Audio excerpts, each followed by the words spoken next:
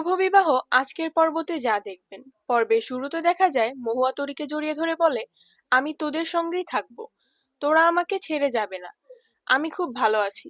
এই কথা শুনে তরীর মুখে হাসি ফুটে ওঠে, কিন্তু মহুয়ার চোখে ধরা পড়ে গভীর আবেগ।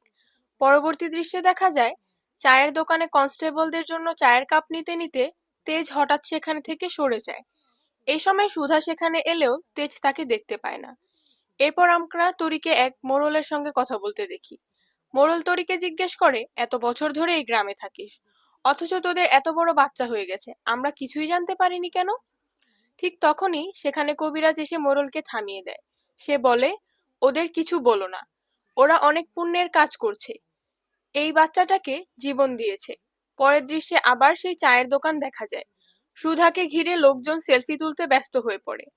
তখন একজন বলে, তেজ যদি এখানেই চা বানাতো তাহলে তোমাকে দেখে শিখে আসতো না? এই কথার মধ্যেই তেজ দূর থেকে সুধাকে দেখতে পায়। তার মনে এক অজানা অনুভূতি জেগে ওঠে। এরপর সুধা জানতে পারে তাদের পুরো বাড়ি পুড়ে গেছে, কিছুই আর বাঁচানো যায়নি। ঠিক তখনই আশুতোষ সেখানে এসে সবাইকে পরিস্থিতি সামলাতে বলে। সুধা ঝিনুককে বলে তার মা আর বোনকে ঘরের ভেতরে নিয়ে যেতে। সবাই সেখান থেকে চলে গেলে পরের দৃশ্যে দেখা যায় চুমকির চায়ের দোকান। সেখানে লোকজন কাগজে একটি খবর পড়ছে, কিংসুক ক্লাহির সংক্রান্ত বড় খবর। এই খবর শুনে চুমকি স্তব্ধ হয়ে যায়।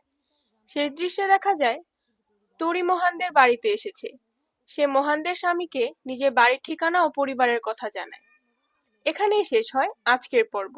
আগামী পর্বে অপেক্ষা করছে আরো বড় চমক।